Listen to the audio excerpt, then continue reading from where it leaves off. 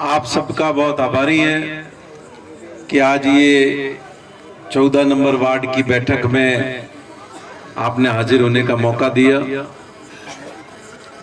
और मैं इस बात के लिए भी आपके प्रति आभार प्रकट करता हूं कि आपने अपने इलाके से कांग्रेस पार्टी के प्रत्याशी भाई विशाराम जी को, इधर बबीता जी को और इधर ज्योति जी को चुनाव में आपने समर्थन प्रदान करके विजयी बनाया। सबसे पहली बात तो शराब की दुकान की। ये शराब की दुकान 31 मार्च तक के लिए स्वीकृत है। इसके जो पैसे भरे जाते हैं लाइसेंसी के द्वारा वो फाइनेंशियल ईयर के मुताबिक होते हैं, तो प्रयास करेंगे कि 31 मार्च के बाद दुकान की लोकेशन ये नहीं रहे। दूसरा आपने बताया है कि हैंडपंप पर टंकी लगा करके, नल लगा करके मोटर लगा दें, तो आपके इलाके में वो काम आप स्वीकृत कर देंगे। तीसरा काम आपने बताया है सामुदायिक भवन का, तो वो भी आप जगह जो हमारे क्षेत्र के पार्षद हैं उनके साथ बैठ के जो भी सरकारी जमीन हो वो जमीन आप देख लेना सामुदायिक भवन के लिए। सामुदायिक भवन भी आपके स्वीकृत कर देंगे।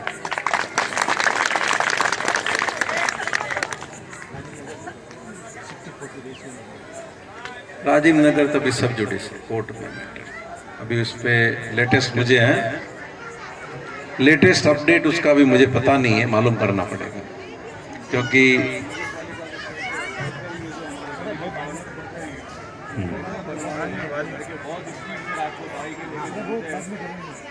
जो वसीम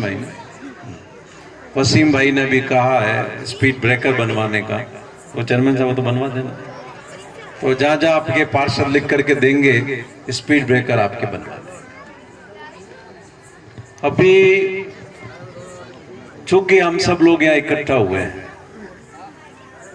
और मैं एक राजनीतिक कार्यकर्ता हूं, तो कुछ बातें आपके सामने रखनी आवश्यक है। राजस्थान में आपके आशीर्वाद से सरकार बनी। सरकार बनते ही अनेक जनहितकारी फैसले राजस्थान के माननीय मुख्यमंत्री अशोक गहलोत ने किए। सबसे पहले तो हमारे जिन भाई और बहनों को 500 रुपए पेंशन मिलती थी उसको बढ़ाकर 750 रुपए किया। जिनको 750 रुपए मिलती थी उसको बढ़ा करके 1000 रुपए किया। इसके साथ साथ जिन गरीबी रेखा के नीचे जीवन यापन करने वाले बीपीएल फैमिलीज के लोगों को, जो पिछली सरकार ने 1 रुपए किलो का गेहूं बंद कर दिया था, इस सरकार ने आने के तुरंत बाद वो 1 रुपए किलो का गेहूं बीपीएल परिवारों के लिए शुरू किया। राजस्थान में आज 1 करोड़ 38 लाख लोग राजस्थान की सरकार के निर्णय से लाभान्वित हुए। इसके अलावा भी सरकारी चिकित्सालयों में निःशुल्क दवाओं की संख्या बढ़ाई है, जांचों की संख्या बढ़ाई है और हमारे यहाँ की सबसे बड़ी कठिनाई दूर करने के लिए सिरोही के लोगों को मेडिकल कॉलेज की सौगात राजस्थान के माननीय मुख्यमंत्री ने दी।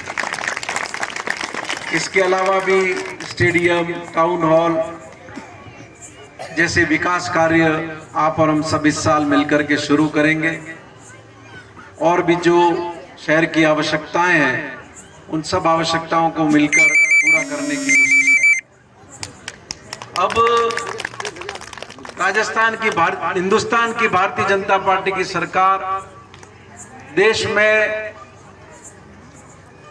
अपनी विभाजनकारी नीति को लेकर के आगे बढ़ रही है। भारत का संविधान में लिखी हुई प्रस्तावना, संविधान में लिखे हुए मौलिक अधिकार, इन सब का हनन करके देश की पार्लियामेंट के अंदर कानून पारित कर रही है।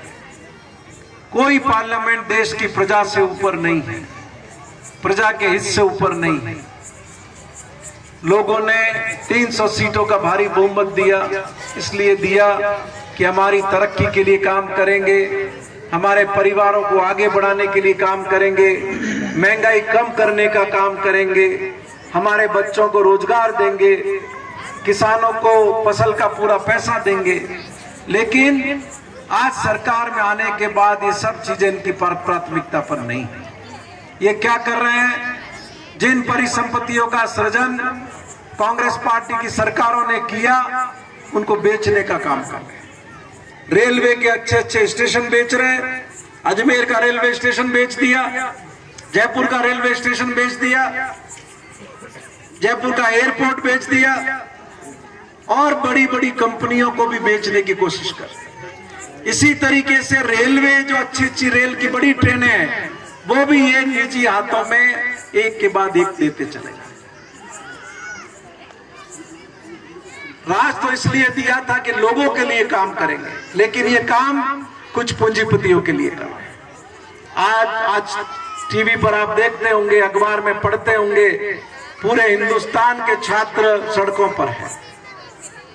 हर विश्वविद्यालय के छात्र, IIT के छात्र, IIM के छात्र, दिल्ली यूनिवर्सिटी के छात्र, JNU